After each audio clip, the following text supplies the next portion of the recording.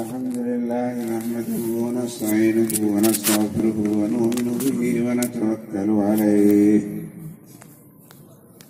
ونعوذ بالله من شرور أنفسنا ومن سيئات أعمالنا من يهده الله فلا مضل له ومن يضلل فلا هادي له ونشهد أن لا إله إلا الله وحده لا شريك له ونشهد أن سيدنا وحبيبنا وشفيعنا ومولانا محمدا عبده ورسوله صلى الله تعالى عليه وآله وسلم. اللهم ألهمنا مراشد أمورنا وأعذنا من شرور أنفسنا ومن سيئات أعمالنا. اللهم اغفر لي واغفر لي رب اشرح لي صدري ويسر لي أمري واحلل عقدة من لساني رب زدني علما. أما بعد، فقد قال الله تعالى في القرآن المجيد والفرقان الحميد: أعوذ بالله من الشيطان الرجيم، بسم الله الرحمن الرحيم.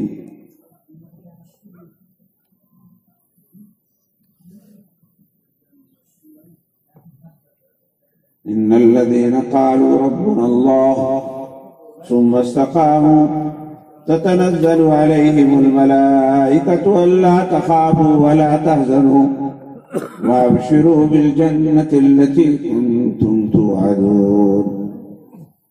نحن أولياؤكم في الحياة الدنيا وفي الآخرة ولكم فيها ما تشتهي أنفسكم ولكم فيها ما تدعون نزلا من غفور رحيم. وقال الله تعالى: ألا إن أولياء الله لا خوف عليهم ولا هم يحزنون الذين آمنوا وكانوا يتقون.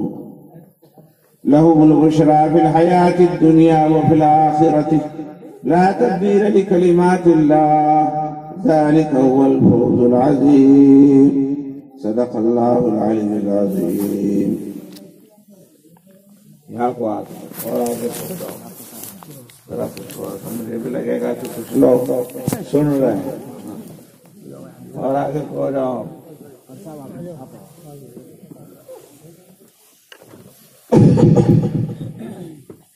ویسے تو میری آواز سن کر آپ کو لگ ہی رہا ہوگا کہ بس پھٹا ہوا سا ڈھول ہے، گلا خراب ہے، کئی ہفتے سے مسلسل بات کرنے کا موقع ہو رہا ہے. میں اگرچہ بہت کم جانتا ہوں لیکن جہاں بہت ہی زیادہ ضروری ہوتا ہے وہاں چلا جاتا ہوں. لیکن چونکہ پیشہ ور مقرر نہیں ہوں، نہ مقرروں کی طرح بات کرتا ہوں، تو اس لیے بے ڈنگا پن ہو جاتا ہے، اور بے ڈنگے پن میں گلا بھی خراب، سینہ بھی خراب. لیکن آپ حضرات سے تعلق ہے، اس تعلق تھوڑی سی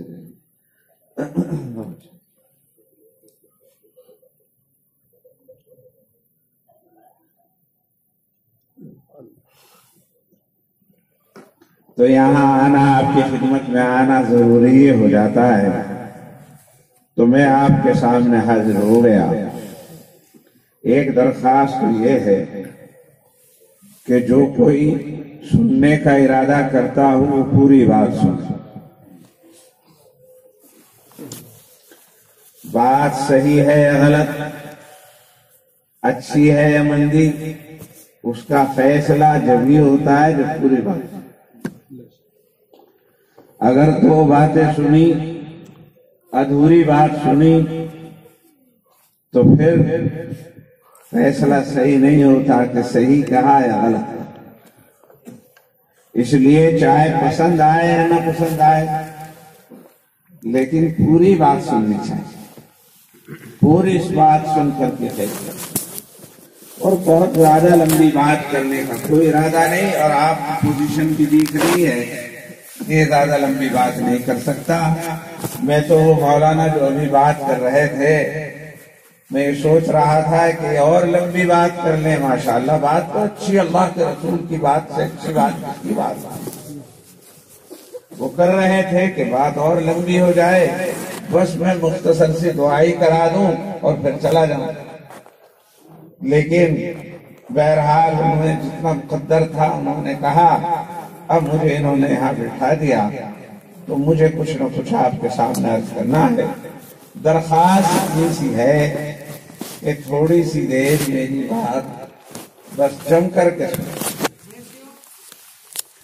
میرے بزرگوں، اللہ رب العزت نے جو انسان بنائے ہیں، یہ جو ساری کائنات بنائی ہے، اس میں سب سے اہم مخلوق جو ہے وہ انسان، ماسٹر پیس، سب سے عمدہ چیز جو بنائی ہے وہ انسان۔ انسان سے عمدہ اور اچھا کوئی مخلوق نہیں، نہ ہاتھی، نہ شیر، نہ بگیرا، نہ بھینس، نہ بکری، حتیٰ کہ چاند اور سورج بھی انسان سے بہتر نہیں۔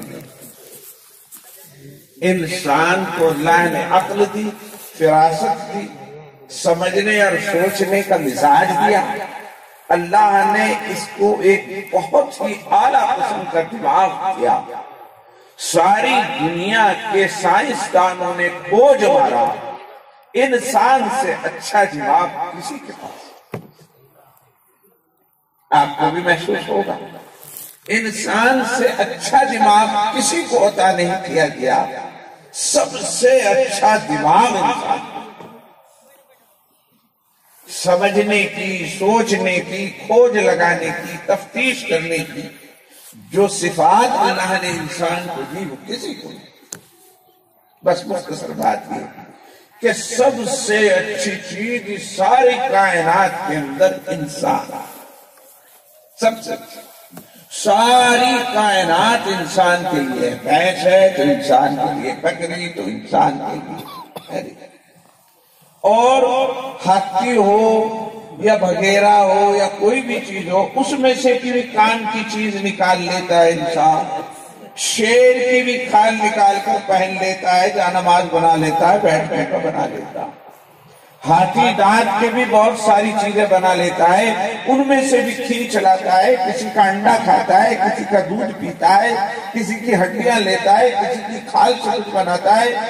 تمام جانوروں جتنے درخت ہیں ان درختوں کا بھی کچھ نہ کچھ بنا لیتا ہے، کسی کا پھل کھاتا ہے، کسی کا رس پیتا ہے، اور کسی کی لکڑی کام میں لاتا ہے، غرض کے تمام جتنے نباتات ہیں انہیں بھی کام میں لاتا ہے، پتھروں کو کام میں لاتا ہے، ہر بہرحال خلاصہ یہ کہ آپ سمجھ گئے کہ انسان سب سے قیمتی اور انسان سب سے مین چیز اس پورے کائنات ہے۔ اسی وجہ سے حدیث میں آتا ہے ان الدنیا خلقت لکم وانکم خلقتم للآخرہ، اے حضرت انسان ہم نے ساری دنیا تیرے لیے پیدا کی ہے۔ تو کس قدر اہم ہوگا اللہ کے یہاں جس کے لیے ساری دنیا بنا دی اللہ نے۔ انسان اہم، پھر انسانوں میں بھی الگ الگ طبقے ہیں، تمام انسانوں میں سارے انسان برابر نہیں، ان میں بھی طبقے ہیں۔ ان تمام انسانوں میں سب سے بہترین انسان جو ہے وہ انبیاء علیہ السلام، نبی، انبیاء نبی کی جمع ہے۔ ساری مخلوقات میں انسان افضل، اور انسانوں میں سارے انسانوں میں سب سے زیادہ نبی انبیاء۔ اسے بھی تم جانتے ہو، جتنا میرا یقین اتنا ہی تمہارا یقین کہ انبیاء علیہ السلام اس کائنات میں سب سے زیادہ۔ پھر نبیوں میں بھی درجے بدرجے ہیں، तिलकर रुसुल फद्दलना बअदहुम अला बअद, इनमें रसूलों में हमने बात के ऊपर फजीलत अता फरमाई। किसी से कलाम किया, किसी को अपने पूरे कूर पे बुलाया, किसी को ईसा बनाया, किसी को मूसा बनाया, किसी को नूह बनाया, किसी को इब्राहिम बनाया। इनमें भी दर्जे हैं। इनमें सबसे बड़ा दर्जा जो है वो किसका है? जनाब रसूलुल्लाह सल्लल्लाहु अलैहि वसल्लम का। आप सय्यदुल अंबिया वल मुरसलीन है, इमामुन नबिय्यीन है।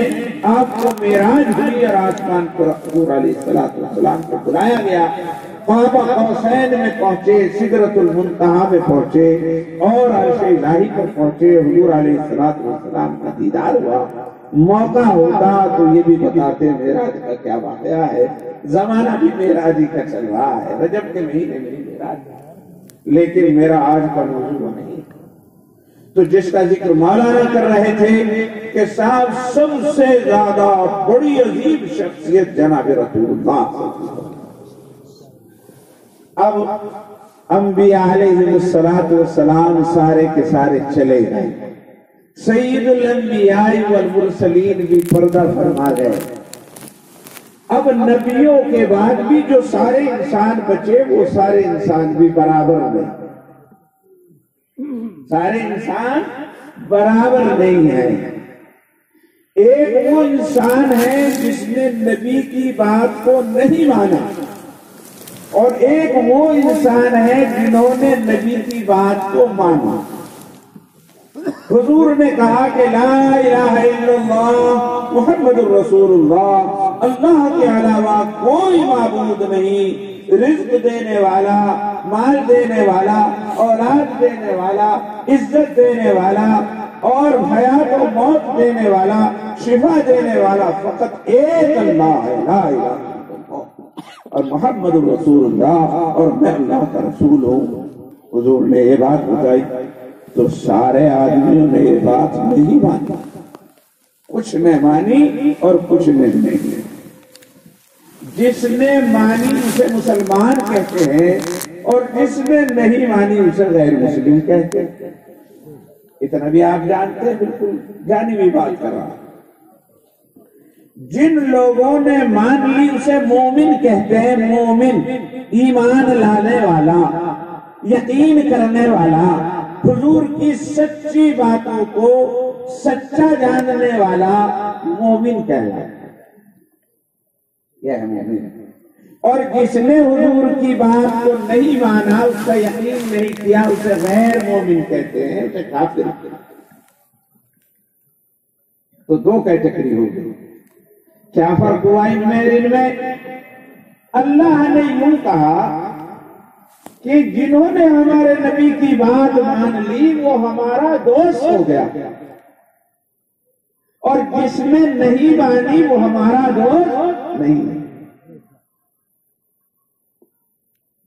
चुनांचे कुरान ने कहा अल्लाहु वलियुल्लज़ीना आमनू युखरिजुहुम मिनज़्ज़ुलुमाति इलन-नूर वल्लज़ीना कफ़रू औलियाउहुमुत तागूत युखरिजूनहुम मिनन-नूरि इलज़-ज़ुलुमात उलाइका अस्हाबुन नारि हुम फ़ीहा खालिदून। अल्लाह की इस दावत ईमान की बुनियाद पर तमाम इंसानों के दो टुकड़े हो गए, एक मानने वाले, एक ना मानने वाले। मानने वालों को क्या तोहफा मिला? हुजूर की बात मानने वालों को क्या तोहफा मिला? हुजूर की बात मानने वालों को ये तोहफा मिला कि अल्लाह ने कहा ये मेरे दोस्त, और जो नहीं मान रहे शैतान के दोस्त। कुरान कहता है अल्लाह वलियुल्लज़ीना आमनू, अल्लाह वली है, दोस्त है उन लोगों का जो ईमान ले आए। वल्लज़ीना कफ़रू औलियाउहुमुत तागूत, और जिन्होंने हुजूर की बात का इनकार कर दिया उनका दोस्त तो तागूत है, सरकश है, शैतान है। फिर अल्लाह में दोस्ती में क्या करें और शैतान दोस्ती में क्या करें? दोस्त के साथ कुछ मामला होता है ना, हर दोस्त अपने दोस्त के साथ कुछ खास करता है ना, जो गैर दोस्त के साथ नहीं करता। تو اللہ نے بتایا قرآن میں اللہ ولی الذین آمنوا یخرجہم من الظلمات الی النور، اللہ مومنوں کا ولی ہے، دوست ہے، انہیں تاریکی اور اندھیرے میں سے نکال کر روشنی اور نور میں لے جاتا ہے،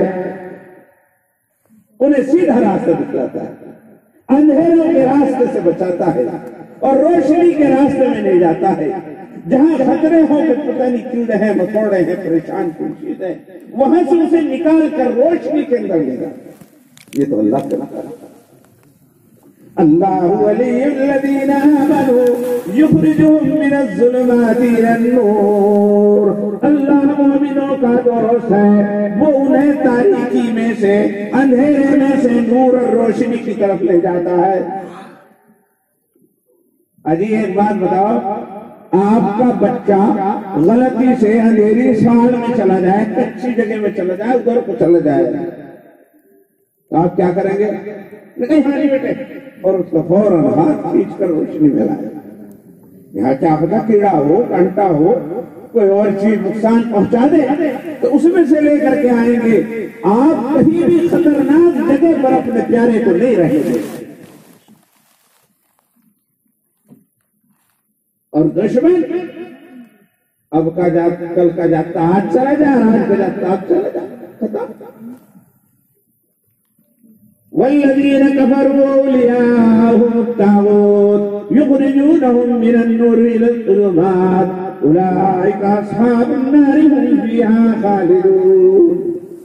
اور جن کی دوستی دشمنی، جن کی دوستی شیطان سے ہو گئی، شیطان سے دوستی کر بیٹھا شیطان، اور شیطان ازلی دشمن تھا، اس کا دشمن، باپ کا دشمن، دادا کا دشمن، آدم کا دشمن، جنت سے نکلوا کے چلتا۔ اور کس طرح سے نکلوایا تھا؟ یوں تو نہیں نکلوایا تھا، اگر نکل جائے اسے، شیطان نہیں نکلنا، یہ تو اس کا بس چلے بھی نہیں جائے۔ اس نے کہا دوستی کری، پیار کیا، محبت قسمیں کھائی۔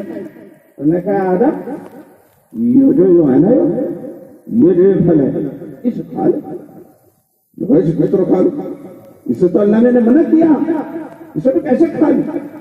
اس نے کہا ارے نہیں بھائی بات سنیں، یہ اس پر سارے مزوں کے مزے تو اسی میں، اسے منع کر دیا، سارے مزے اسی میں، اسے منع کر دیا۔ اس دن آدم نے کہا آپ چاہے اس میں کتنے ہی مزے، اگر میں یہ کھا نہیں سکتا، اس لیے کہ میرے رب نے جس نے مجھے عزت دی، جس نے مجھے شرافت دی، جس نے فرشتوں کو مجھے بڑھوتری دی، جس نے علم کی تاج پہنایا، جس نے مجھے خلیفہ بنایا، جس نے مجھے جنت عطا کی، بھلا میں اس کی حکم کی نافرمانی کیسے کر سکتا ہوں؟ اللہ نے کہا بھلا تقربا اس درخت کے قریب نہ جانا، تو میں اس کے قریب کس طرح چلا جاؤں؟ اب اس میں فوراً بات ہوا، اس نے کہا بات ہوئی، اللہ نے جو یوں کہا تھا کہ اس کے قریب نہ جائیے، اس کا مطلب یہ تھا کہ اس وقت تم نئے تھے، تمہارا معدہ کمزور تھا، اسے ہضم نہیں کر سکتا تھا، اب اگر اسے کھا لو گے تو اب تمہارا معدہ پک گیا، پکا ہو گیا، بڑا ہو گیا، تم اب جاندار ہو گئے، اب تم اسے کھا سکتے ہو۔ قرآن کہتا ہے هل أدلكم على شجرة الخلد وملك لا يبلى، کیا میں تمہیں ایسا درخت بتلاؤں کہ اس کے اندر فائدہ یہ ہے کہ اگر کوئی اسے کھا لیتا ہے تو وہ امر ہو جاتا ہے۔ شجرۃ الخلد ہے، خلد کے معنی ہے امر ہو جانا، ہمیشہ کے لیے ہو جانا، اور ابھی تجھے امر نہیں ہے، تجھے کبھی بھی موت آ سکتی ہے، تو کبھی بھی ختم ہو جائے گا، اگر اس درخت کو کھا لے گا تو امر ہو جائے گا، کبھی مر ہی نہیں سکتا۔ وہ ملک لا یبلی، اور تجھے یہاں جنت کی ایسی سلطنت حاصل ہو جائے گی جو کبھی بھی ختم نہیں ہوگی، کبھی بھی ختم نہیں ہوگی، تو ہمیشہ ہمیشہ کبھی ہو جائے گا۔ حضرت آدم نے کہا ارے نہیں میں نہیں مانتا ہوں، تھوڑی دیر کو سوچا، میں نہیں مانتا، پھر کیا کیا اس نے وَقَاسَمَهُمَا إِنِّي لَكُمَا لَمِنَ النَّاصِحِينَ، قرآن کہتا ہے وَقَاسَمَهُمَا إِنِّي لَكُمَا لَمِنَ النَّاصِحِينَ، اور اس نے ان دونوں کے لیے قسم کھائی اور قسم کھا کر اللہ ہی کی قسم کھا کر کے یہ کہہ دیا کہ میں تمہارا بڑا خواہ ہوں اور مجھے تمہاری سے بڑی محبت ہے، اور میں تو یوں کہہ رہا تم کھا لو تو عمر ہو جاؤ، لیکن تم میری بات کو جھٹلا رہے ہو۔ اب آدم تو یوں جانتے تھے کون جھوٹ بول سکے یہاں، اور اللہ کا نام لے غیر حال بھائی ہو سکے ایسی بات ہو کہ اللہ نے اس لیے منع کیا ہو کہ میرا کمزور ہے، کھائے گا تو دست لگ جائیں گے وغیرہ وغیرہ، تو چکھ ہی لیا، اور چکھنے کے بعد پھر کیا ہوا آپ کو پتا۔ مجھے یہ قصہ سنانا مقصود نہیں، میں نے تو یہ کہا کہ شیطان جس کا دوست ہو جاتا ہے تو وہ انہیں نور میں سے ظلمات کے اندر لاتا ہے، اور اس کی مثال ہمیشہ سے ہے۔ ہمارے اور آپ کے دادا حضرت آدم کو یہ نکل بھر چکا ہے، تو جب وہ ہمارا دشمن ہے تو وہ دشمنی یوں تو کرے گا نہیں، بلکہ دشمنی یہ کرے گا کہ دوست بنے گا، بظاہر دوست بنے گا، اور دوست بن کر ہمیں ہر اچھے راستے سے روک دے گا اور ہر برے راستے کی طرف لے جائے گا۔ ایسے بہت سارے قصے مجھے معلوم ہے دنیا داروں کے، کہ کسی کے دل کے اندر پرانا کینہ تھا اور اس نے دوستی کی، اور دوستی کر کے پھر اس دوست کو مروا دیا، یہ نقصان پہنچوا دیا، یا کاروبار کچھ نہ کچھ لگی کے کر دیا۔ پتہ نہیں کتنے آدمیوں نے ہمیں یہ آ کر کے بتلایا کہ دشمن جب دوست کی شکل اختیار کرتا ہے تو وہ تکلیف پہنچاتا ہے، اور جو شیطان ہمارا دشمن ہے، کیونکہ قرآن نے کہا ان الشیطان للانسان عدو مبین، شیطان تمہارا کھلا ہوا دشمن ہے، اللہ نے کہا۔ تو اب یہ جس کی اس کی دوستی ہوگی وہ اسے نور میں سے اور روشنی میں سے ظلمات اور اندھیروں کی طرف، امن سے خطروں کی طرف، سلامتی سے لڑائیوں کی طرف، اور مطلب یہ کہ نعمتوں سے نہ شکریہ نہ قدری کی طرف لے کر۔ بس مجھے یہ کرنا ہے کہ انسان کی دو قسمیں، نبوت کے بعد انسان کی دو قسمیں، ایک وہ جو رسول اللہ کی بات ماننے والے اور ایک نہ ماننے والے۔ ماننے والے کو مومن کہا جا اور نہ ماننے والے کو کافر کہا جا، اور اس کو تحفہ یہ ملتا ہے کہ اللہ انہیں اپنا دوست بنا دیتا، ان کا دوست۔ اللہ ولی الذین آمنوا، ایمان والے اللہ کے دوست ہیں، والذین کفروا اولیاءهم الطاغوت، اور کافروں کے دوست شیطان ہیں۔ ایک بات تو ایک تو آپ خوش ہو جاؤ کہ آپ ایمان لائے سرکار دو عالم پر، کسی بھی طبقے سے ہو، کسی بھی فرقے سے ہو، کسی بھی جماعت سے ہو، کسی بھی پارٹی سے ہو، بہرحال لا الہ الا اللہ سب کہتے ہیں اور محمد رسول اللہ سب کہتے ہیں۔ جو اللہ کے ایک ہونے پر اور محمد کے رسول ہونے پر یقین رکھتا ہے وہ مومن ہے، چاہے ہم ایک دوسرے کو کافر کہتے رہیں، لیکن ہم کہتے ہیں ہمارا ایمان کہتا ہے جو اللہ کو ایک کہتا ہے اور محمد کو اللہ کا رسول کہتا ہے وہ کافر نہیں، وہ مومن۔ حضرت امام اعظم خلیفۃ النعمان نے کہا لا نکفر اہل القبلہ، ہم جو قبلے کو مانتے ہیں، جو کعبے کو مانتے ہیں، ہم اس کی کبھی تکفیر نہیں کر سکتے، ہم اسے کافر نہیں کر سکتے۔ کچھ لوگ نہ سمجھی میں ذرا سی بات پر ایک آدھ بات غلط اس کی ہے، دو چار ہی صحیح غلط اس کی، اسے کافر کہہ دیا، اس نے اسے کہہ دیا، اس نے اسے کہہ دیا، 100% ساری کی ساری باتیں صحیح کس کی ہو چکی؟ ہمارے اہل سنت والجماعت امام اعظم ابو حنیفہ النعمان کا فیصلہ ہے، یا علماء بھی موجود ہے، کہ اگر کسی شخص نے ایک کام کیا اور اسے 100 انداز سے اسے دیکھا جائے، اس انداز سے دیکھا جائے تب بھی وہ کفر، اس انداز سے دیکھا جائے تب بھی وہ غلط کافر، اس انداز سے دیکھا جائے تب بھی وہ کافر، غرض 99 اعتبار سے اگر دیکھا جائے تو وہ کافر بنتا ہے، لیکن ایک اعتبار سے اگر دیکھا جائے تو وہ مسلمان بنتا ہے۔ تو حضرت امام اعظم ابو حنیفہ النعمان کا فیصلہ ہے 99 مرتبہ کا اعتبار نہیں ہوگا، ایک ہی مرتبہ کا اعتبار ہوگا۔ وہ جو ایک ویو سے دیکھ رہا ہے، ایک پوائنٹ سے دیکھ رہا ہے، جس کی وجہ سے وہ مسلمان بنتا ہے، اور 99 پوائنٹ سے وہ کافر بنتا ہے، تو 99 کا اعتبار نہیں ہوگا، ایک پوائنٹ سے۔ کیونکہ حضور مسلمان بنانے کے لیے آئے تھے، کافر بنانے کے لیے نہیں آئے۔ ہم نے یہ کرنا شروع کر دیا تھے کافر، وہ بھی کافر، وہ بھی کافر، وہ بھی کافر، تو کافر بنانے آئے تو یہ مسلمان بنانے۔ بہرحال میں یہ عرض کر رہا ہوں کہ 2 طبقے ہو گئے، ایک مومنین کا اور ایک کافرین کا، ماننے والا۔ پھر جو یہ مومنین ہے یہ بھی سارے برابر نہیں، یہ جو مومن ٹھہرے یہ بھی سارے برابر نہیں ہیں۔ ایک تو وہ مومن ہے جو اسلام لائے، ایمان لائے، اللہ کو مانتے ہیں، محمد کو مانتے ہیں، لیکن بہت ساری چیزوں میں غلطیاں کرتے ہیں۔ اللہ کا خوف جس درجے کا ہونا چاہیے اس درجے کا خوف نہیں۔ قرآن سے بھی پتہ چلتا ہے کہ سارے مومن برابر نہیں۔ تو قرآن میں ایک جگہ آیا، یا ایھا الذین آمنوا آمنوا، اے ایمان والو ایمان لے آؤ۔ ایمان والو ایمان لے آؤ، ایمان والے تو پہلے ہی کیا ایمان ہے؟ اس کا پتہ چلا کہ ایمان کے بھی درجہ بدرجہ ہے۔ ایک بہت اعلیٰ درجے کا ایمان ہے، ایمان کہتے ہیں اللہ کے یقین کو، اللہ کے استحضار کو، اللہ ہمیں دیکھ رہا ہے۔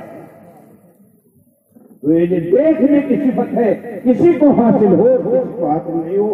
کوئی اللہ سے اتنا ڈرتا ہے، اتنا ڈرتا ہے جتنا کہ میں آپ سے یا کسی حاکم سے ڈر رہا ہوں، اور کوئی ایسا سا ڈرتا ہے کہ سامنے آ جائے تو السلام علیکم، نہیں آئے تو کسی کو نہیں، پتہ ہی نہیں، یاد نہیں آتا۔ اجی کیسا ایسا یاد جسے اللہ کی ہر وقت یاد رہتی ہو،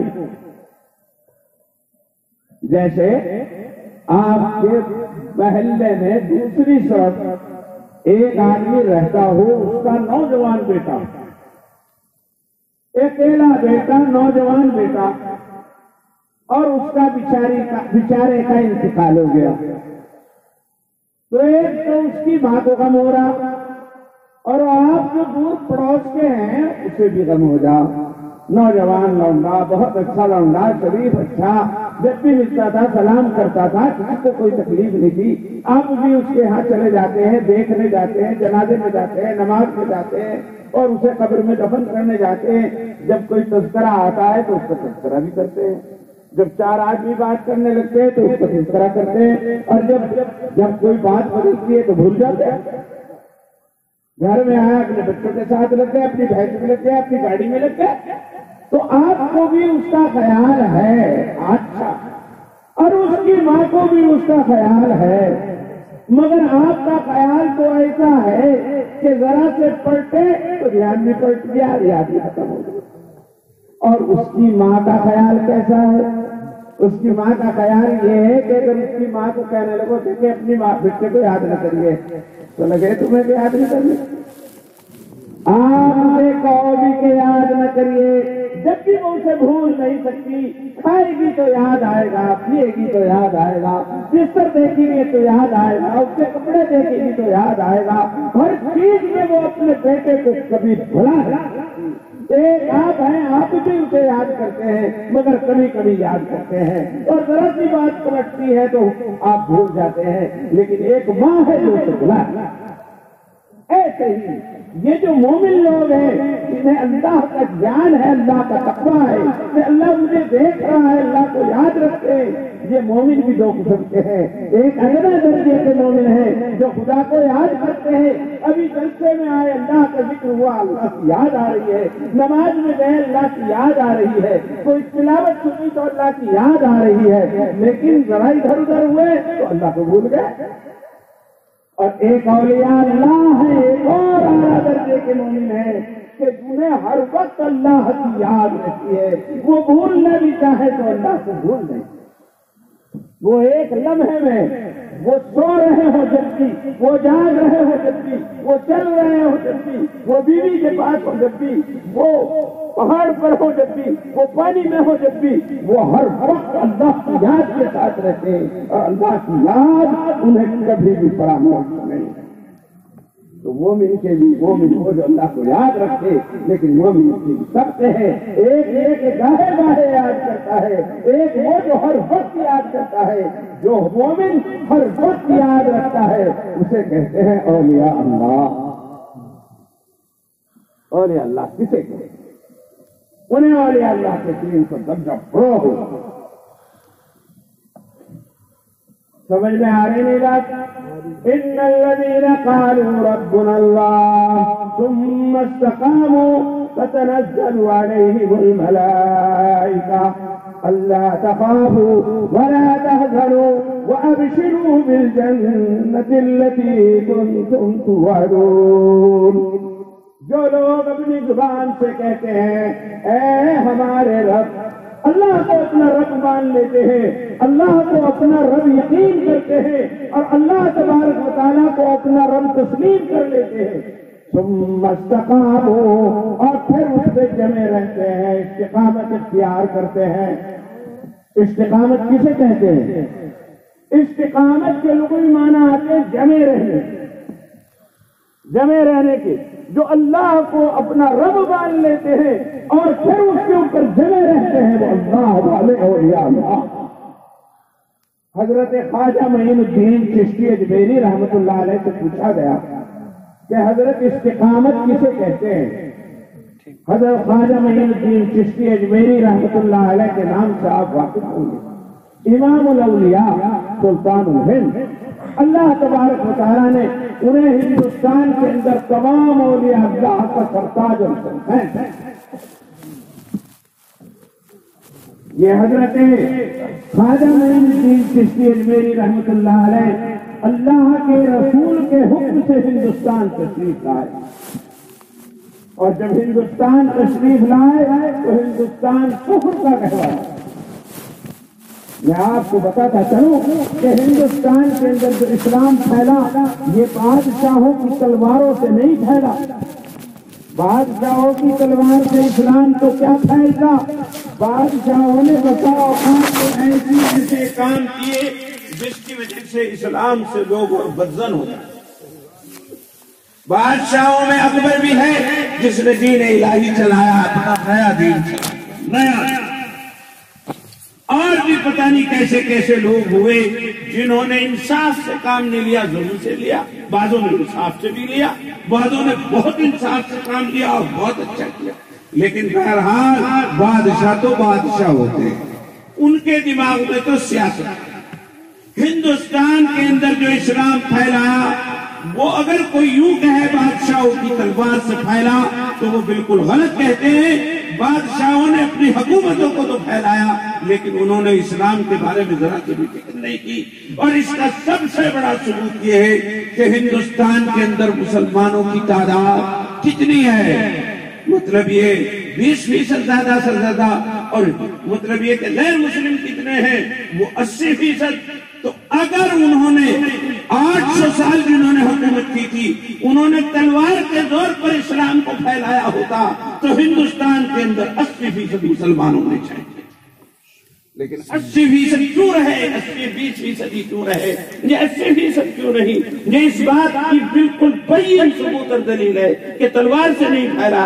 اگر تلوار سے پھیلتا تو وہ جو ہے کابل سے لے کر کے اور ان کی جو ہے وہ بنگال تک اور ادھر میسور تک سب جگہ حکومت تھی۔ وہ اگر چاہتے تو ہر تلوار کا مقابلہ ان کے کون کر سکتا تھا؟ سارے راجے مہاراجے ان کے سامنے اٹھنے ٹیک چکے تھے اور سب ختم ہو چکے تھے، تو پھر تلوار سے اگر پھیلانا تھا تو انہوں نے لفات پا کر کے خالوں کو مسلمان کو رکھا، لیکن ایسا ہوا نہیں۔ یہ غلط ہے، یہ غلط ہے، تلوار سے نہیں پھیلا۔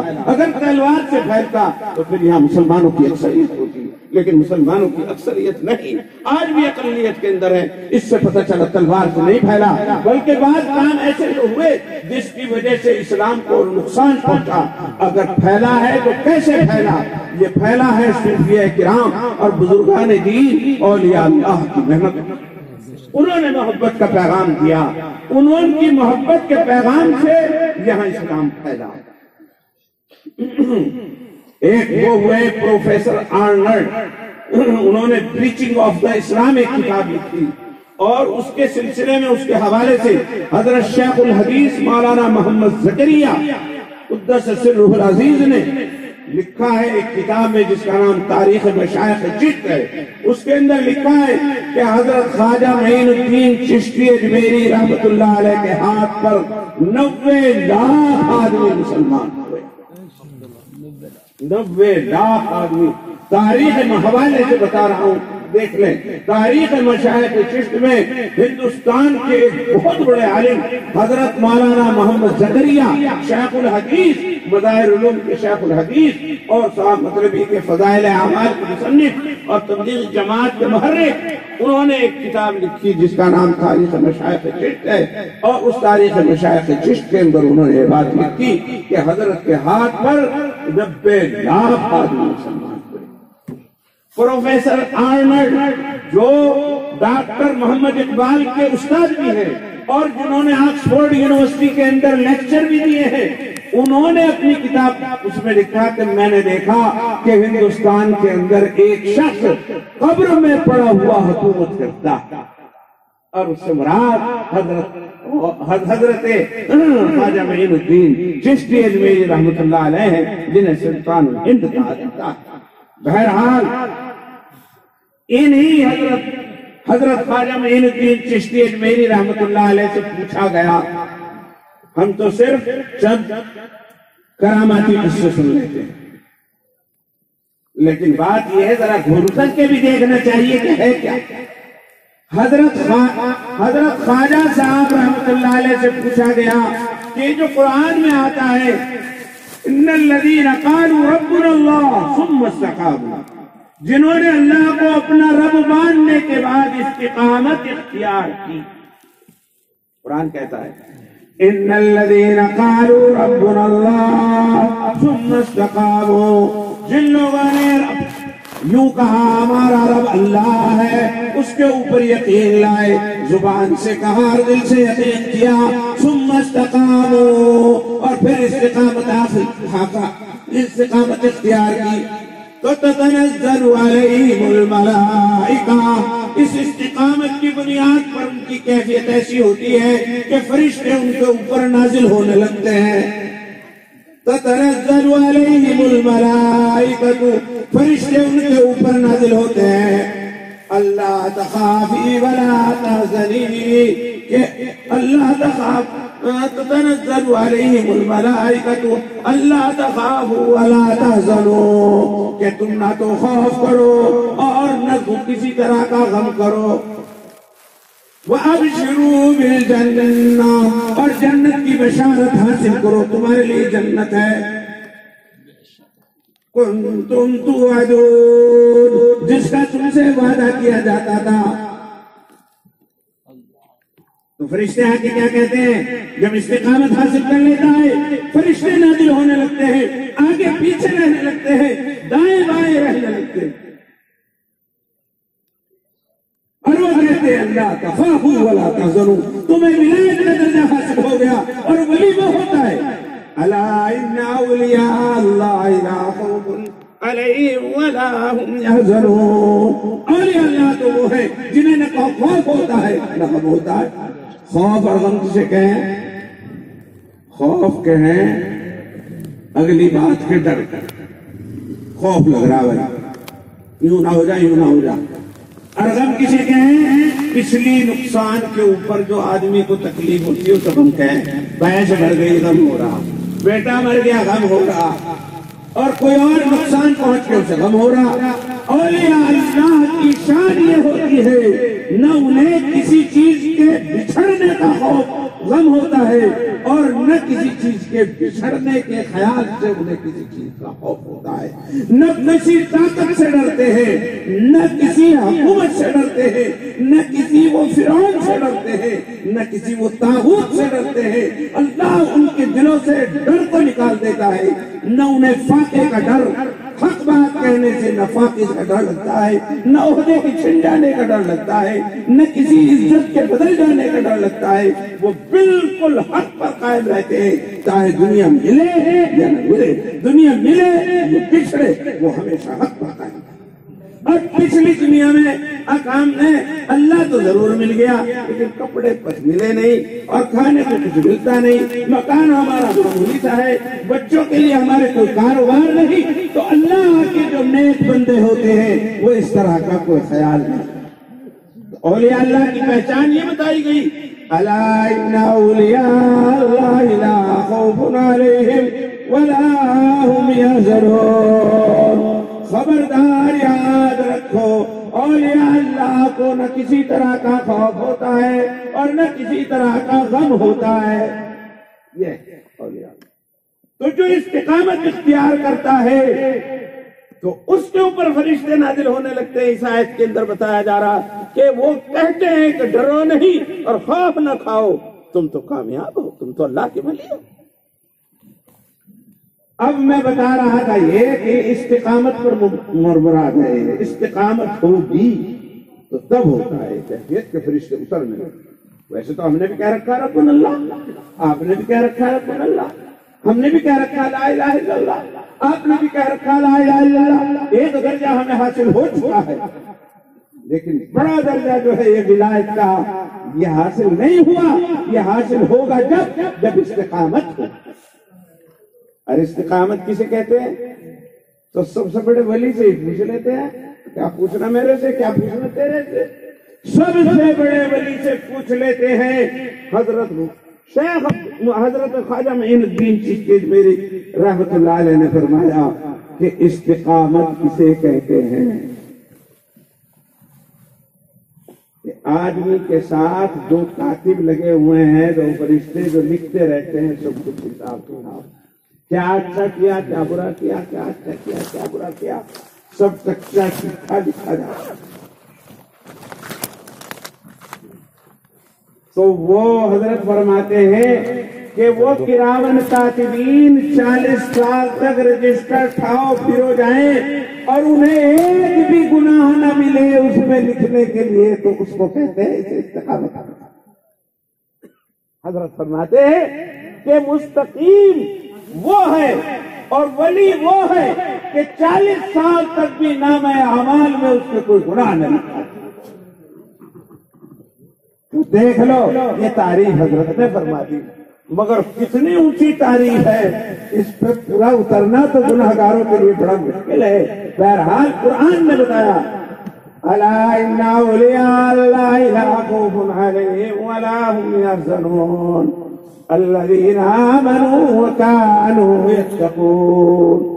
اولیاء اللہ وہ ہے جو ایمان لاتے ہیں اور تقوی اختیار کرتے ہیں، ایمان لاتے ہیں اور اللہ سے ڈرتے ہیں۔ جب وہ ایمان لاتے ہیں اور اللہ سے ڈرتے ہیں تو ان کے اوپر فرشتے نازل ہوتے ہیں جو آگے بائیں دائیں پیچھے پھرتے ہیں، کپڑے ان کے پھٹے ہوئے ہیں لیکن بات میں ان کے بادشاہوں سے زیادہ تاثیر ہے۔ جب وہ چاہتے ہیں تو بادشاہوں کی بھی مطلب یہ کہ الٹ پلٹ کر دیتے ہیں۔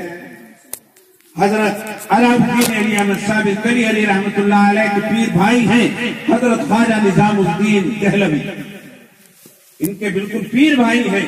بابا فرید گنج شکر کے مرید، یہ دونوں مرید تھے بابا فرید گنج شکر کے خلیفہ۔ پہلے خلیفہ نظام الدین اولیاء تھے، انہیں محبوب الہی کہا جاتا ہے، اور بعد کے خلیفہ حضرت علاء الدین علی احمد ثابت کلی علی تھے، انہیں عاشق الہی کہا جاتا ہے۔ یہ عاشق الہی تھے، وہ محبوب الہی، دونوں آفتاب و مہتاب، چاند اور سورج۔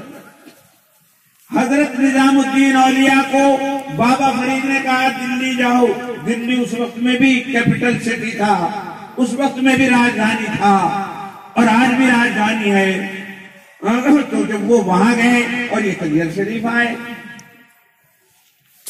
تو جناب 10 بادشاہوں کا زمانہ پایا کہ بادشاہ تو لٹتی پلٹتی رہتی نہیں. 10 بادشاہوں کا زمانہ پایا حضرت نظام الدین ہو گیا. اور بعض بادشاہ بہت معتقد بھی ہوئے اور بعض بادشاہوں کو خطرہ ہو گیا. بہت سے بادشاہ ایسے ہوئے انہوں نے ملنا چاہا تو انہوں نے ملنا چاہا اور انہوں نے کہا کہ میں آپ سے ملنا چاہتا ہوں. تو حضرت نے فرمایا وہ فقیر ہی کیا جس سے بادشاہ ملنے آئے, میں نہیں مل سکتا. نے کہا کہ میں بادشاہ بن کر کے نہیں بلکہ فقیر بن کر کے آنا چاہتا ہوں. تو حضرت نے لکھا کہ میری خانقاہ کے 2 دروازے ہیں, اگر تم ایک دروازے سے آؤ گے تو میں دوسرے دروازے سے چلا جاؤں. اس کو کبھی گوارا نہ کیا, گوارا نہیں. یہ تھی فقیری. اس کو کہتے ہیں فقیری, اس کو کہتے ہیں تقوی, اس کو کہتے ہیں طہارت. لوگ یوں نہ سمجھے بادشاہوں سے فائدہ اٹھا رہا یا بادشاہوں کے بل بوتے پہ فقیری چل رہی یا بادشاہوں کے فقیری اس میں جو ہے وہ خانقاہ کا لنگر چل رہا. نہیں, حضرت کا لنگر دنیا میں مشہور ہے کہ ہزاروں آدمی حضرت کے ہاں لنگر پر کھانا کھاتے تھے جس میں مسلم اور غیر مسلم کی کوئی قید نہیں تھی. اور جو نذرانے آتے تھے تو ان نذرانوں کے وہ سارے کے سارے خرچ ہو جائے. حضرت شیخ الحدیث مولانا محمد یونس صاحب رحمۃ اللہ علیہ نے ایک دفعہ سبق میں فرمایا کہ ایک دفعہ حضرت سلطان جی کی خدمت میں ایک آدمی سونے چاندی کے سکے, ایک بادشاہ کوئی مطلب نواب وہ سونے چاندی کے سکے لے کر کے آیا اور مغربی کے اس نے پیش کرنے چاہے, پیش کر خدمت میں پیش کرنے چاہے تو ایک آدمی ویسے ہی بیٹھا تھا, اس نے کہہ دیا الہدایا مشترک. ایک حدیث ہے اصل میں, حضور نے فرمایا اگر کوئی کھانے پینے کی چیز کسی کو ملے تو وہ پلہ ہی نہ کھا لے بلکہ جو وہاں موجود ہوں انہیں بھی تھوڑا سا کھلانا چاہیے. یہ ہے مطلب ہے اس حدیث کا کہ میں ہوں, مجھے لے کے کسی نے کوئی چیز کھانے پینے کی لایا تو فقیری کی شان یہ نہیں ہے, حضور کے دین کی شان یہ نہیں کہ قلہ کھا لے بلکہ اور بھی اگر کوئی لوگ ہو تو انہیں بھی تھوڑا تھوڑا سا دے دے, سب کا دل لگ جاتا ہے. لیکن اگر روپے پیسے ہیں اس کے بارے میں یہ بات نہیں ہے. روپے پیسوں کے بارے میں کسی نے کسی کو کپڑا دیا تو سب کو کس طرح دے گا, وہ کس طرح دے گا. 10 آدمی بیٹھتے ہیں وہ کسی کو کلام نہیں رہے گا. کسی نے کسی کو جوتا دیا تو وہ کس طرح دے گا. تو کھانے پینے کی چیزوں کے بارے میں سمجھ میں بھی بات آتی ہے. تو اس آدمی کو وہ حدیث یاد کی پاس بیٹھنے والے کو, تو اس نے سوچا میرا بھی کچھ حصہ لگ جائے. تو جب وہ سونے چاندی کے پیسے سکے آئے تو وہ کہنے لگا الہدایا مشترک, ہدیہ جو آتا ہے وہ سب کی شرکت کا ہوتا ہے, سب کو ملتا ہے, مطلب یہ تھا کہ مجھے بھی ملے. تو حضرت نے فرمایا بلکہ تنا مشترک.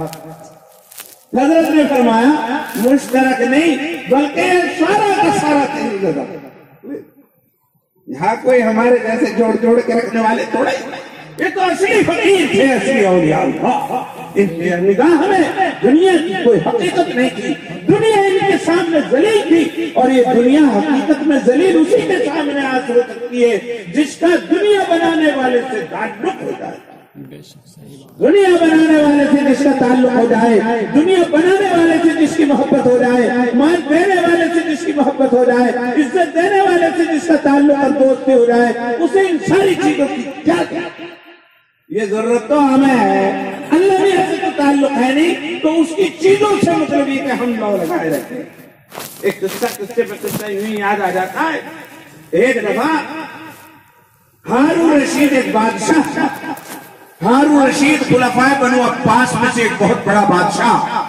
وہ بڑا بادشاہ تھا وہ کسی بات پر خوش ہوا اور خوش ہو کے اس نے کہہ دیا مانگ لو جسے جو کچھ مانگنا ہو, آج جو بھی مانگے گا ہم اسے دیں گے عطا. تو صاحب سب مانگتے رہے, کسی نے گھوڑے, کسی نے جوڑے, کسی نے پیسے, کسی نے بندی, کسی نے غلام, کسی نے عہدہ, مانگتے رہے. بادشاہ جوش میں تھا, بہت بڑا بادشاہ ہوا ہے تو وہ سب کو فوراً ایک باندی بھی بیٹھی تھی, ان کی باندی جاریہ, اسے بھی کسی نے کہا تم بھی کر لینا، اگر بادشاہ اٹھ گیا معاملہ خراب ہو جائے گا۔ بادشاہ کا ایسا ہی معاملہ، جب تک بیٹھا جو اٹھ کے چل گیا مطلب مانگ لے تمہیں۔ تو جاریہ نے یوں کہا، اس باندی نے یوں کہا کہ نہ بڑوں کو مانگنے دے پہلے، یہ احمق لوگ جائیں نہ مانگنے دو پہلے۔ بادشاہ کے بھی کان میں گر پڑی، تو بادشاہ نے اس وقت ناگوار گزری، یہ میرے وزیر ہیں، میرے مشیر ہیں اور اہلکاران حکومت ہے، کابینٹ کے لوگ ہیں، انہیں سب کو بیوقوف بتا دیا ہے بندی۔ لیکن وہ آج اپنی خوشی کے موڈ میں تھا کہ اس پہ ناراض ہو کے اپنے خوشی کے ماحول کو خراب نہیں کرنا چاہتا تھا۔ خیر جب لوگ نمٹ گئے تو اب وہ باندھی اٹھی اور اسے کہا تو بھی مانگ لی۔ جب لوگوں نے وہ اٹھی اور اٹھ کر کے اس نے بادشاہی کے کندھے پہ ہاتھ رکھا، مجھے دیکھ چاہیے۔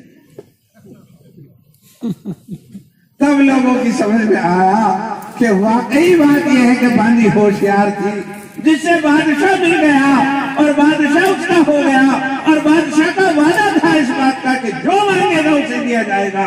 اس کا مطلب یہ ہے کہ آج سے تیری میری دوستی اس نیچے درجے سے اونچے کے درجے میں آ گئی اور بات پکی ہو گئی۔ بتاؤ جی کہ بادشاہ ہی مل گیا، اس کے لیے کیا کمی رہی؟ کچھ کمی نہیں۔ صحیح بات یہ ہے کہ ہم تو گھوڑوں کے اور جوڑوں کے محتاج ہیں، ان پہ ہی ہماری نظر ہے، لیکن اللہ رب العزت بادشاہوں کے بادشاہ ہے، مالک الملک والملکوت ہے، سارے خزانے اس کے پاس ہے۔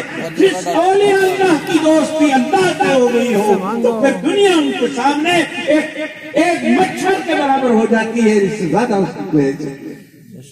حقیقت یہ ہے کہ مال کی تو سب کو ضرورت ہے، حاجت ہے، لیکن پھر ایسا غنا کیسے، ایسی بے پرواہی کیسے؟ یہ بے پرواہی بلا سبب نہیں ہو سکتی، یہ جبھی ہو سکتی ہے جب اس کے پاس خزانوں کی کنجیاں ہو، اور خزانوں کی کنجیاں بادشاہوں کے پاس ہوتی ہے، یا پھر بادشاہوں کے خاص لوگوں کے پاس ہوتی ہے، اللہ کے پاس ہوتی ہے، یا اللہ والوں۔ یہ وجہ ہے، یہی وجہ ہے کہ نظام الدین اولیاء رحمت اللہ علیہ سے ایک بادشاہ نے مخاصمت اختیار کی۔ اچھا یہ جو سیاسی لوگ ہوتے ہیں نا، انہیں اللہ والوں کی مقبولیت سے بھی ڈر لگتا ہے۔ انہیں کیوں ڈر لگے؟ انہیں اس وجہ سے ڈر لگے کہ بھائی نبی بہت مان رہا ہے یار لوگ، تو کسی معاملے پہ، الیکشن کے معاملے پہ، ایسے معاملے پہ، وہ معاملے پہ اگر انہوں نے ہمارا الٹا بیان دے دیا تو ہمارا تو معاملہ کراڑا خراب۔ بھائی ان کے ماننے والوں نے ہمیں ووٹ نہ دیا، ہمیں نہ ووٹ نہ کیا، ہمارے خلاف بغاوت کر دی، کوئی تحریر چلا دی، ہڑتال کر دی، تو ہمارا تو سارا خطرے میں پڑ جائے گا۔ تو اس لیے بادشاہ لوگ آج سے نہیں، میں آپ کو تاریخ میں پہلے ہم سے اس بات کو بتا سکتا ہوں کہ یہ بادشاہ لوگ اللہ والوں سے بھی بہت ڈرتے رہتے اور ڈرنے کی وجہ ہے۔ تو صاحب وہ مطلب یہ کہ نظام الدین اولیاء کی اتنی مقبولیت دیکھ کر وہ ڈرنے لگے، کوئی چھت پہ مروا رہا، کوئی کچھ کر رہا، تو صاحب مطلب اس نے مطلب یہ کہ وہی سے پوچھ کیا کہ ان کے اس پہ جو ہے چھاپا مارا جائے۔ تو یوں آتا ہے، کسی نے کہا کہ صاحب وہ چل دیا ہے، بادشاہ چل دیا، حالانکہ دلی کے ہی کسی حصے میں تھے، بادشاہ جو ہوگا وہ پرانے قلعے میں، لال قلعے میں ہوگا، اور نظام الدین کہاں ہے وہ بھی آپ کو پتا ہے، بہت زیادہ فاصلہ نہیں۔ کسی نے یوں کہا کہ بادشاہ چل دیا ہے، تو حضرت نے فرمایا دلی ہنوز دورست، دلی ہنوز دورست، دلی بہت دور ہے، ابھی بہت دور ہے، وہاں تک نہیں آیا تھا تو مر گیا۔ دوسرے نے ہی اسے قتل کر دیا۔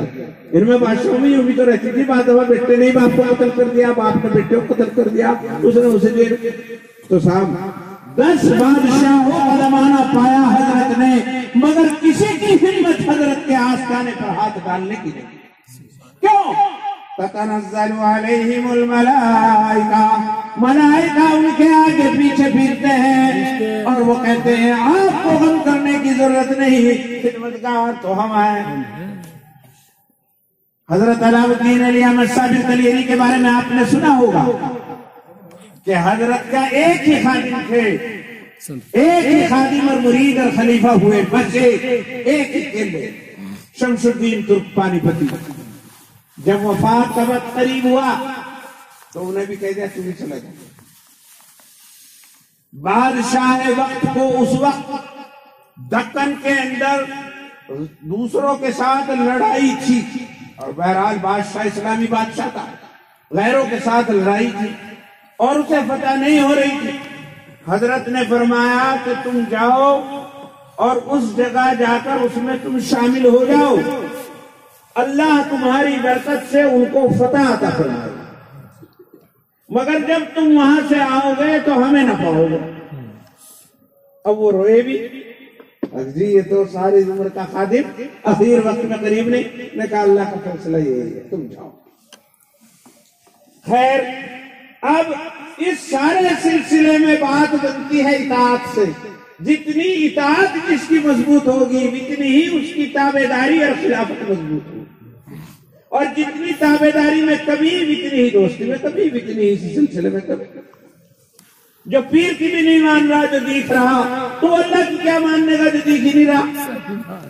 وہ رسول اللہ کی کیا ماننے گا جو پردے فرما چکے، یہاں سے ہزاروں سال دور نظر آ رہے، اسے تو کچھ بھی نظر نہیں آنے کا، اسے تو ایک تمبو نظر آتا ہے، پیر بہرحال نظر آتا ہے، لیکن جب پیر کی بھی نہیں مان رہا ہے تو پھر وہ اللہ اور اس کے رسول کی بات مان رہا ہے۔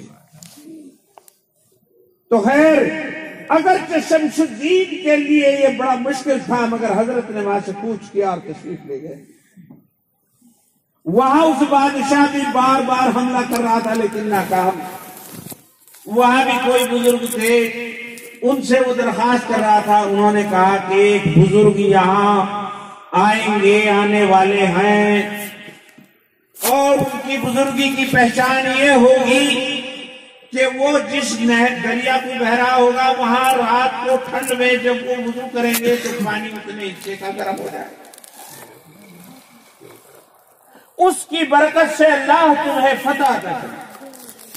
اب بادشاہ رات دن چکر میں، بس اب تو وہ اور کچھ سوچنے کی بجائے یہی سوچ رہا۔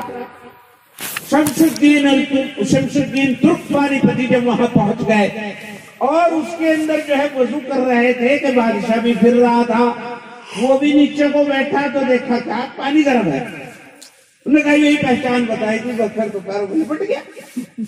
خیر، لمبی بات نہیں، مختصر سی عرض کرنا چاہتا ہوں کہ اللہ نے حضرت شمس الدین ترک پانی پتی کی بدولت، ان کی برکت سے بادشاہ وقت کو اور لشکر اسلام کو فتح تھا۔ تو ایک آدمی کی وجہ سے فتح ہو رہی، یہ کیوں؟ یہ ایک آدمی نہیں بلکہ ایک آدمی کے ساتھ ہزاروں لاکھوں کی فرشتوں کی فوج ہے۔ تتنزل علیہم الملائکہ، اس کے اوپر فرشتے نازل ہونے لگتے ہیں۔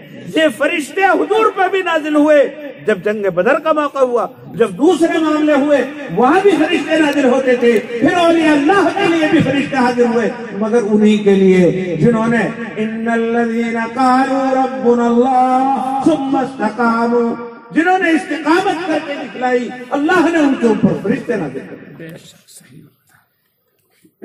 تو میرے بزرگوں، بس بات لمبی ہو گئی غالباً، ختم کر دیں؟ نہیں کرتے رہو بھائی، سمجھ میں آ رہی نہیں بات؟ ہاتھ اٹھا کے بتاؤ سمجھ میں آ رہی نہیں آ رہی؟ الحمدللہ سمجھ میں آ رہی۔ تو میں ذرا سی بس مختصر سی بات کر کے یہ کہنا چاہتا ہوں کہ میرے پیاروں، مومنین کی بھی پھر دو قسمیں ہیں، ایک اولیاء اللہ ولایت خاصہ اور ایک ولایت عامہ۔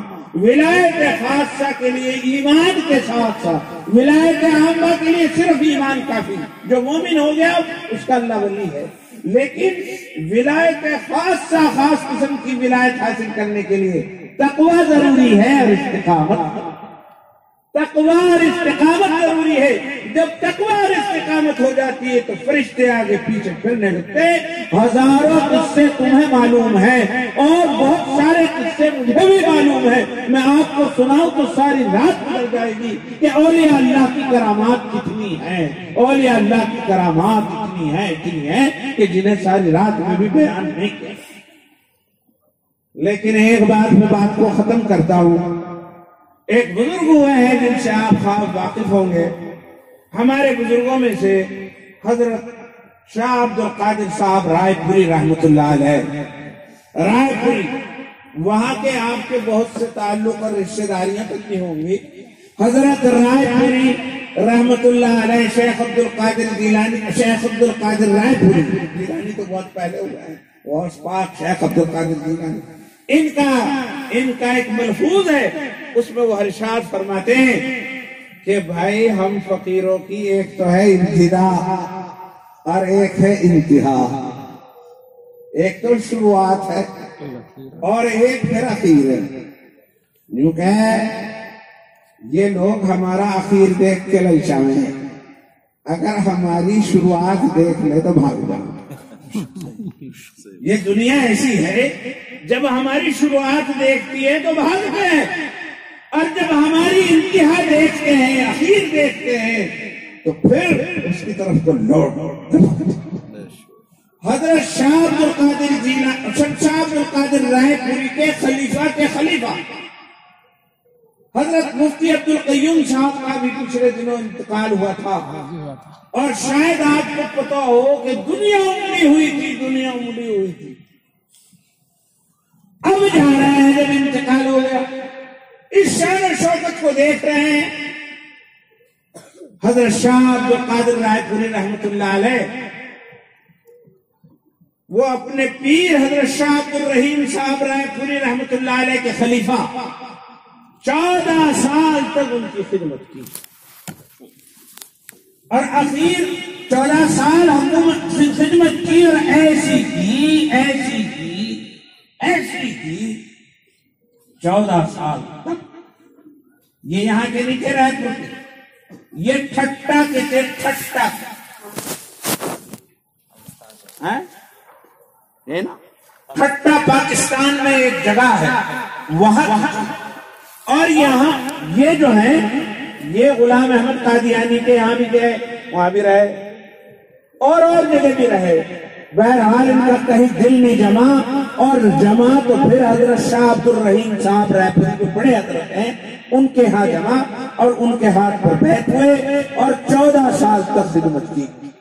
حضرت خود لکھتے ہیں ایسی خدمت کی 14 سال تک کہ صاحب دن بھر میں 1 مکی کی روٹی ملتی تھی، اور وہ بھی کچلی سی، جو کہ کھا کے پیٹ میں بھی کیڑے ہو گئے۔ اور کبھی رائے پور گاؤں میں سے اگر مٹھا آ جاتا تھا تو ہماری عید ہو جاتی۔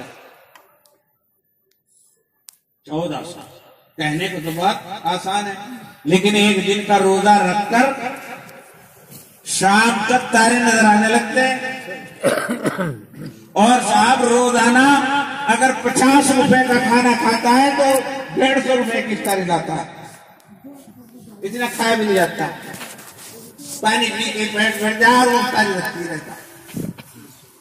14 سال تک ایک روٹی پر گزر کرنا معمولی بات نہیں، مجاہدہ تقویٰ۔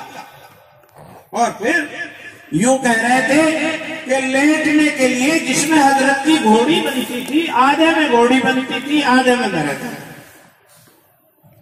اور ایک کمبل مل گیا تھا۔ 14 سال تک میرا بچھونا وہ کمبل رہا، گرمیوں میں تو اسے چوہرا کر کے بچھا دیتا تھا، اس پہ لیٹتا تھا، اور سردیوں کے اندر 2 تہہ نیچے اور 2 تہہ اوپر تو کر کے بنا لیتا۔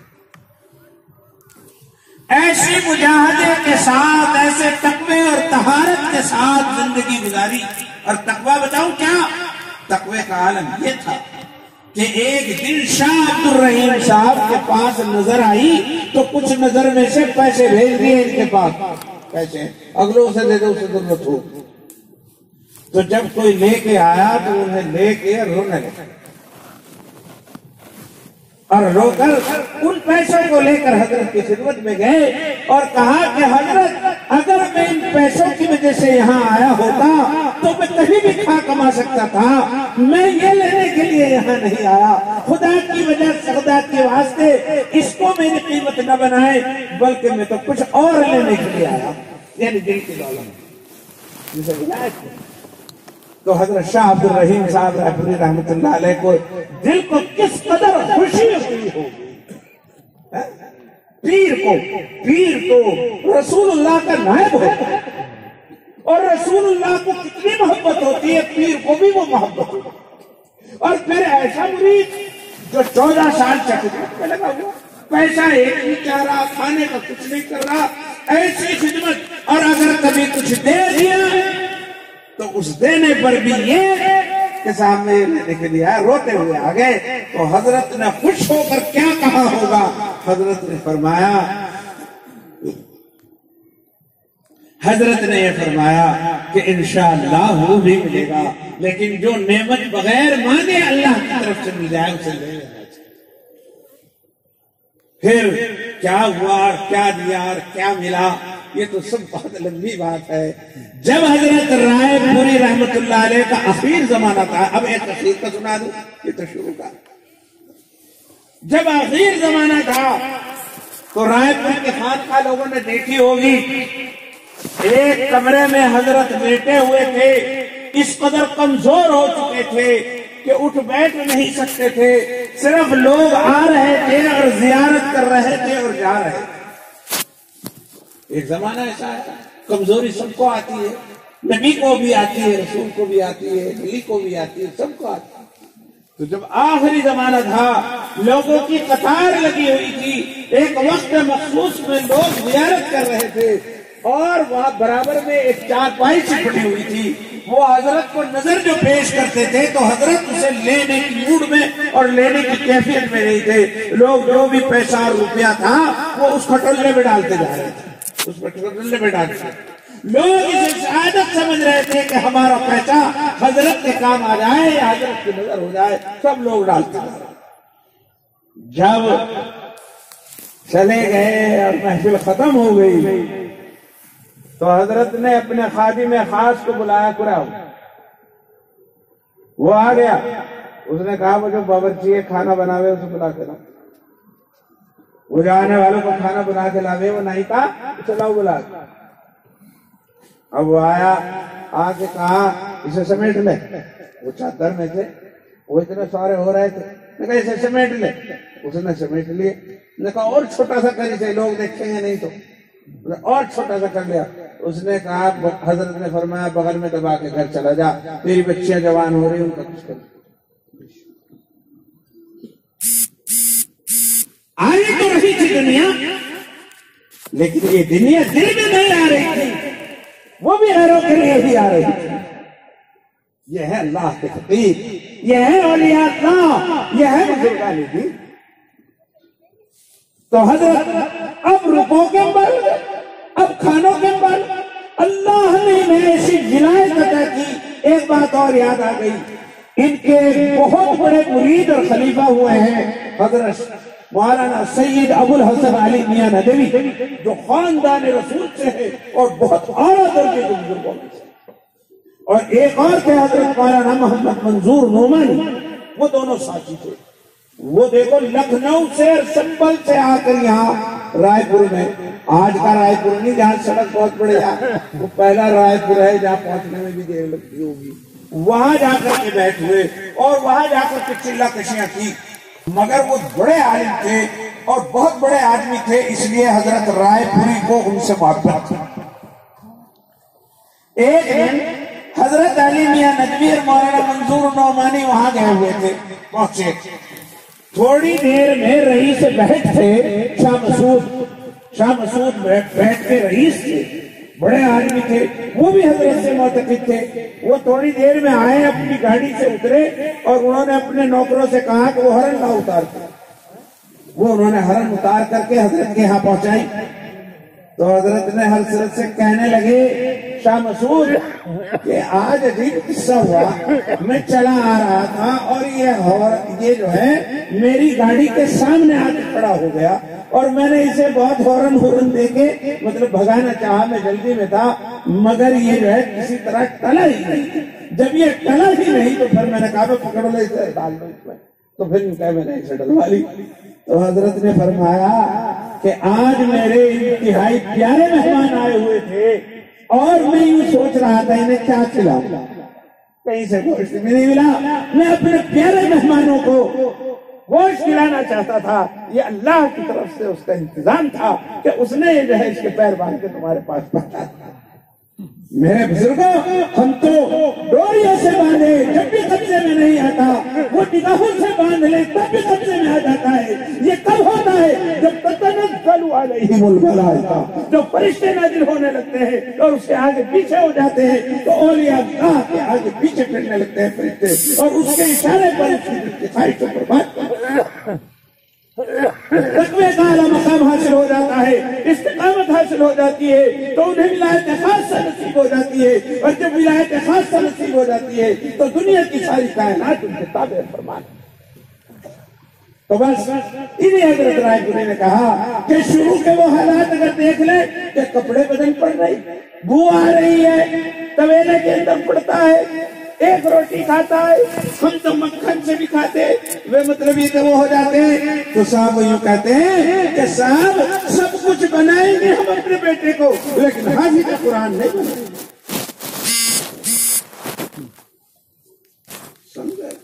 تو حضرت فرماتے ہیں جو ہماری ابتدا دیکھ لیتا ہے وہ ہم سے نفرت کرنے لگتا ہے، اور جو ہماری انتہا دیکھتا ہے، بڑے بڑے رؤساء، بڑے بڑے کار والے، بڑی بڑی دولت والے، بڑے بڑے فیکٹریوں والے وہاں یوں جاتے ہیں کہ کاش حضرت کی ایک دعا مل جائے اور کام بنے۔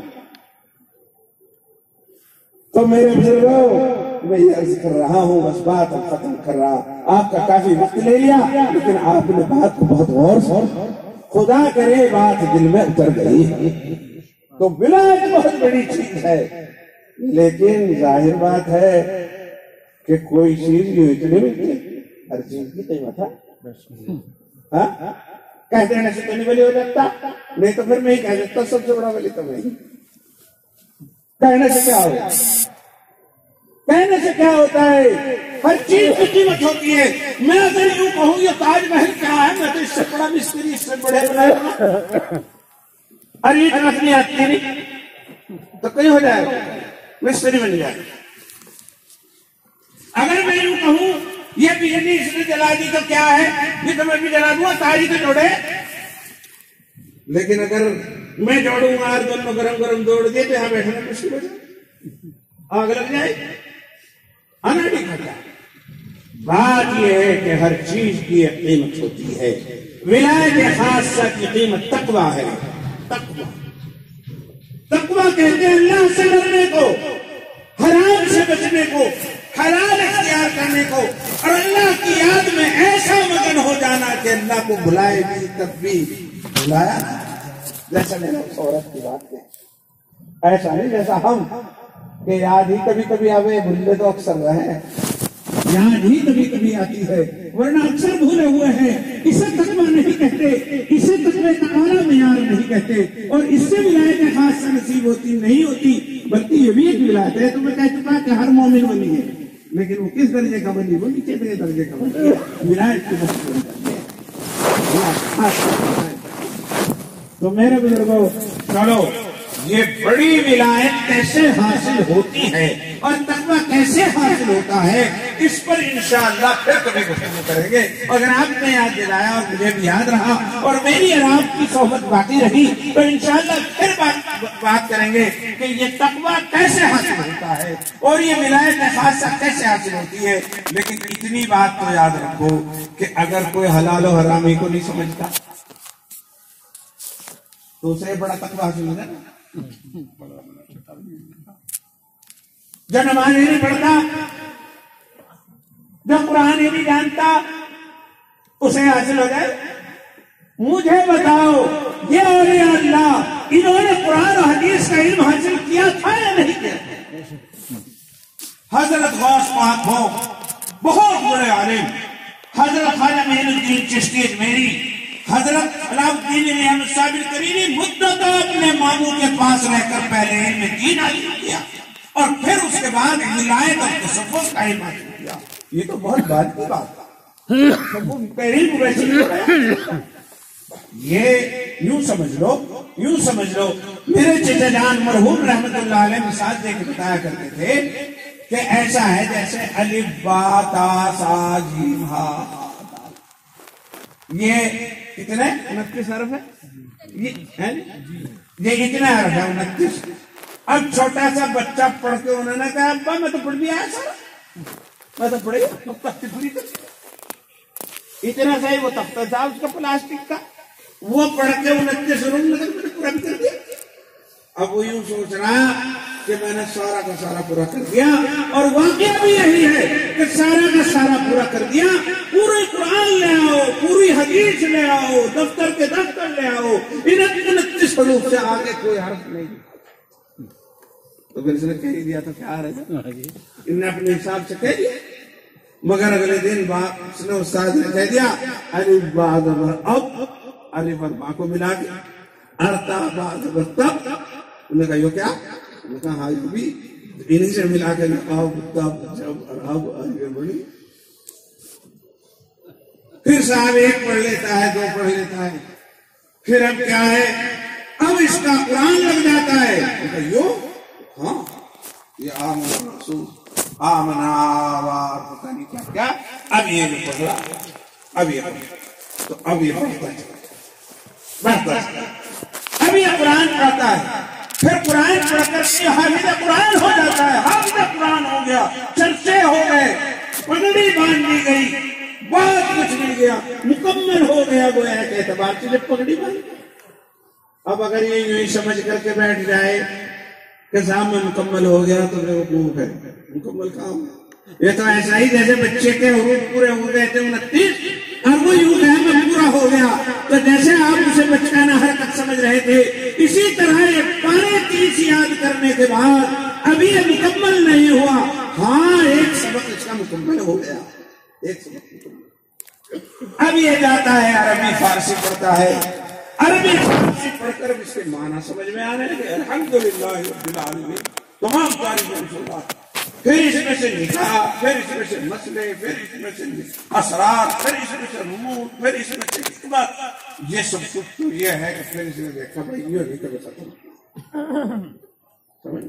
تو پھر دیکھو اسی میں سے تصوف نکلتا ہے، اسی میں سے شریعت نکلتی ہے، اسی میں سے اور ہے کیا وہ 29 جو بچے نے پہلے دن میں پڑھ لیا۔ تو میرے پیاروں میں یہ کہہ رہا، لیکن اگر یوں کہو 29 حروف تو میں پڑھنے کا نہیں تو قرآن ضرور پڑھ لوں گا، قرآن پڑھنے کے لیے آیا میں کہیں جو قاعدہ لے کے میں قرآن چاہیے مجھے قاعدہ نہیں چاہتا، تو کبھی قرآن پڑھ لے گا، وہ کبھی قرآن پڑھ لے گا۔ جو یوں کہے میں تو بس تقوی حاصل کروں گا، اب قرآن پڑھ نہیں سکتا، نماز پڑھ نہیں سکتا، طہارت کا اسے پتہ نہیں، غسل کے فرائض کا اسے پتہ نہیں کہ پاک کیسے ہوا جاتا ہے، جب پاک نہیں ہو سکتا قرآن کو چھو نہیں سکتا، جب قرآن کو چھو نہیں سکتا یہ چھوئے گا بھی تو بجائے ثواب ملنے کے گنہگار ہوگا۔ قرآن پاک کو اگر چھو رہا ہے پڑھنا بھی نہیں جانتا، صرف چھو رہا ہے، محبت سے چھو رہا ہے، دل کے ساتھ چھو رہا ہے، اس پہ بھی اللہ ثواب دیتا ہے، اس پہ بھی اللہ ثواب دیتے ہیں۔ لیکن کتنا ہی بڑا عالم ہو اور کتنا ہی وہ ہو، وہ اگر اسے محبت سے چھو نہیں رہا یا بے وجہ چھو رہا ہے تو گناہگار ہے۔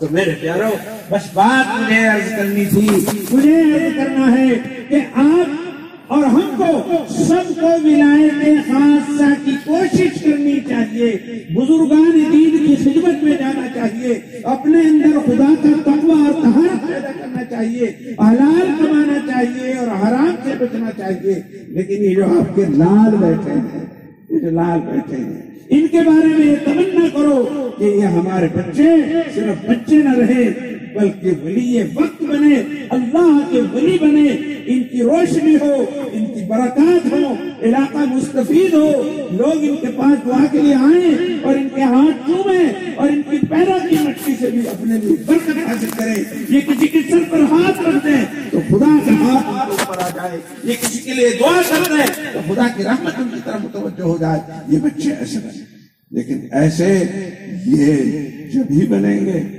پہلی پیڑھی تو پہلے، بعد کی پیڑھی تو بعد کی، پہلے نا قرآن سے سکھائی گئی۔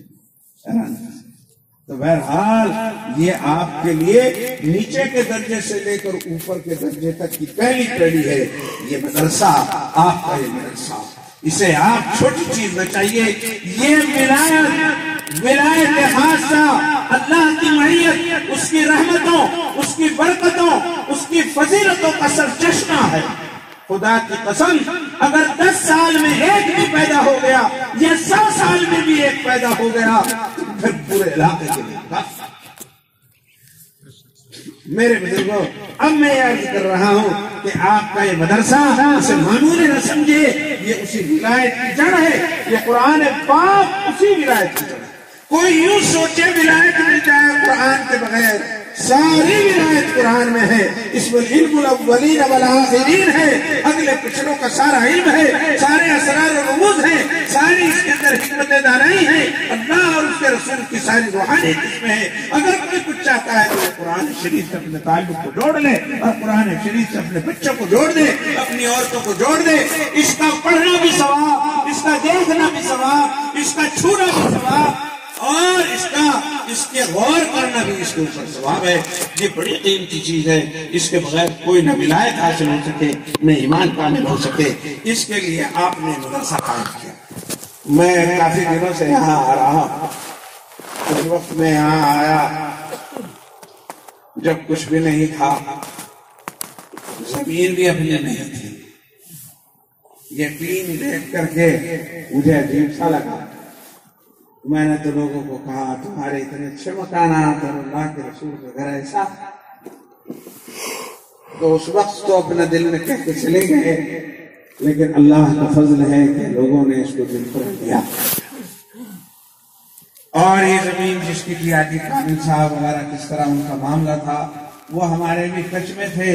ہم نے بہرحال یہاں سے مطلب لوگوں کے اندر ایک تحریک پیدا ہوئی، اور آج اللہ کا فضل ہے، خوشی کی بات ہے کہ پہلے زمین حقیقت میں دوسروں کی تھی، آج یہ زمین مدرسے کی اور آپ کی ہے۔ اس کے تقریباً 8 لاکھ روپے کے قریب جو ہے آپ ادا کر چکے ہیں۔ اب یہ آپ کی زمین ہے، آپ کے مدرسے کی زمین۔ آپ نے اس کے لیے 8 لاکھ روپے دیے۔ اللہ تبارک و تعالی آپ کے خزانوں میں برکت ہے۔ پھر اس کے علاوہ میں مولوی صاحب سے ان سے پوچھ رہا تھا کہ کیا ہوا چندہ بندہ۔ اللہ کا شکر ہے کہ 3 لاکھ روپے کے قریب چندے کی امید ہو رہی ہے۔ اس کے علاوہ یہ ہے کہ پہلے ایک آدمی ٹوٹا پھوٹا کوئی کام کرتا تھا، اب اللہ کا شکر ہے 2 آدمی مستقل تنخواہ پہ کام کر رہے ہیں نا، 2 آدمی مستقل تنخواہ پہ کام کر رہے ہیں، اور آگے بھراؤ بھی ہو چکا ہے، اور کچھ آگے بہت جلد یہاں کام ہونے کی امید ہے۔ یہ سب کچھ آپ کا ہے، آپ کی نظروں میں ہے، آپ نے اکٹھا کیا، آپ ہی کے پاس رہا، آپ ہی نے اس کا حساب کتاب دیا، سب کچھ انتہائی شفافی کے ساتھ یہ سب کچھ کام چل رہا۔ بہرحال کام آپ کا، بچے آپ کے، مدرسہ آپ کا، زمین آپ کی۔ میں شکریہ ادا کرتا ہوں آپ کا کہ آپ حضرات نے بات پر لبیک کہی تھی، تو مجھے بھی ایک بہت بڑا بینیفٹ پہنچا ہے، اور وہ یہ کہ اللہ کے رسول نے فرمایا کہ اگر کوئی کسی اچھی بات کو کہے اور دوسرے لوگ اس اچھی بات کو لے لیں اور عمل کر لیں، تو جتنا ثواب ان کرنے والوں اور دینے والوں کو ملتا ہے، اتنا ہی ثواب اس کہنے والے کو ملتا ہے۔ تو آپ کے اس عمل سے چونکہ مجھے بھی فائدہ ہوا، اس لیے میں آپ کا شکریہ ادا کرتا ہوں۔ اللہ تبارک و تعالیٰ آپ کے خزانوں کو بھرپور کرے، آپ کو صحت عطا فرمائے، تندرستی عطا فرمائے، آپ کو نور ایمانی عطا فرمائے، آپ کو بچوں کو علوم قرآنی عطا فرمائے، اور اللہ تبارک و تعالیٰ اس جگہ کو قبول فرمائے، اور یہاں مطلب ایسی ترقی عطا فرمائے۔ خدا کرے کہ اگلے سال جب یہ پروگرام ہو تو یہاں کچھ نہ کچھ عمارت بنی ہوئی ہو، اور اسے دیکھ کر تو بہرحال آپ نے جو کچھ دیا اللہ تبارک و تعالیٰ قبول فرمائے، اور مزید دینے کی توفیق دو۔ ٹھیکیدار سعود صاحب 5000 روپے دیے۔ ٹھیکیدار سعود صاحب 5000 روپے دے رہے ہیں۔ اللہ تبارک و تعالیٰ قبول فرمائے، ان کے مال میں، جان میں، عزت میں، آبرو میں برکت عطا فرمائے۔ بھائی عبدالرحمان 5000 عبدالرحمان صاحب 5000 روپے اللہ تبارک و تعالیٰ قبول فرمائے، اور علوم شریعت اور علوم قرآنیہ اور علوم ولایت کے پھیلنے کا ذریعہ فرمائے، اور ان کے جان مال عزت و آبرو کی حفاظت فرمائے۔ بھائی ہم کوئی ویسے تشکیلی قسم کے مولوی نہیں ہیں، سمجھے نہیں، ہم تو